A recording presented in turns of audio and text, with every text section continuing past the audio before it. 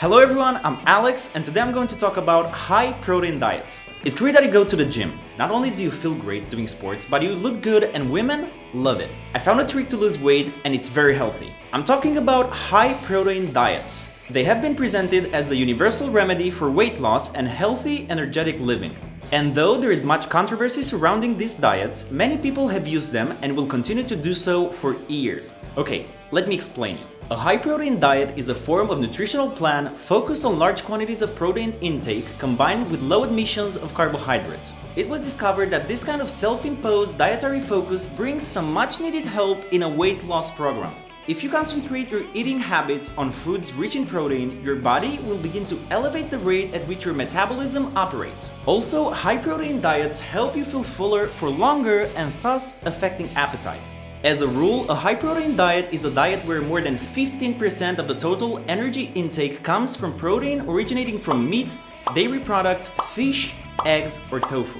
It uses very few sources of vegetable and animal fat and it relies completely on the fat derived from the consumed protein-packed products. It is not to be confused with a low-carbohydrate diet that concentrates on lowering levels of carbohydrates and complements protein with higher levels of fat from nuts, seeds, and shellfish. Okay, high-protein diets are divided into three categories: the good, the bad, and the ugly.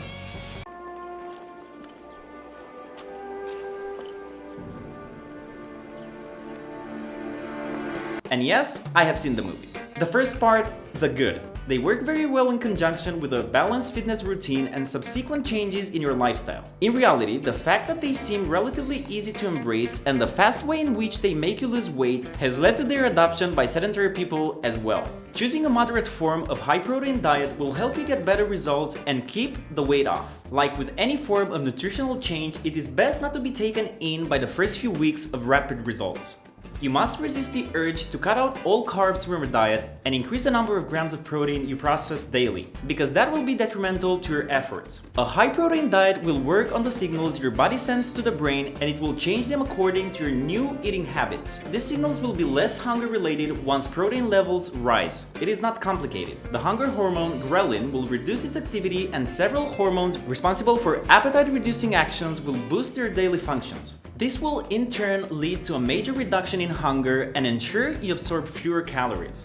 In high-protein diets, this consumption is higher than in any other form of planned nutrition. Not only that, but you do get increased metabolic rates because of the sheer amount of energy protein remits over a longer period of time. Moreover, consuming many proteins will help you burn through calories and fat faster throughout the entire day, even when you're sleeping. The bad. Extreme versions of high-protein diets may lead to protein poisoning, a condition that appears when the body is fed a large amount of protein and no fat. At the same time, the effects of the diet seem to stall once a certain concentration per body weight percentage is achieved.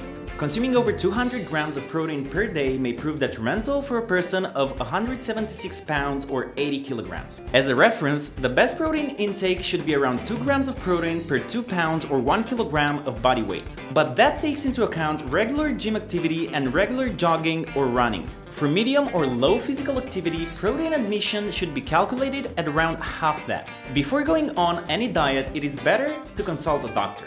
This is especially true regarding high-calorie diets that cause fast and intense disturbances in the way the body and the brain react to the change. If you have already been diagnosed with a chronic affliction, diabetes, kidney or liver problems, don't hesitate to ask your physician for insight on the dietary changes you plan on doing. And now, the ugly. High-protein diets and low-carbohydrate ones are not recommended over indefinite periods due to perceived imbalances, issues, and increased risk of kidney and liver functions. In a high-protein diet, the quality of the carbohydrates you eat is very important as it is the lesser constituent. Use premium sources of carbs that are high in fiber and nutrient-dense, such as whole grains, vegetables, and fruits. It is recommended to stay away from both processed carbs and meat. For better results and a longer diet time, use high-quality protein and carbs obtained from lean beef, almonds, skinless chicken breasts, oats, milk, cottage cheese, or broccoli. You need to couple this with regular exercise regardless of whether you want to lose weight or keep it off. Note that in case you don't work some sort of fitness routine in your daily program, the results may be spectacular in the beginning,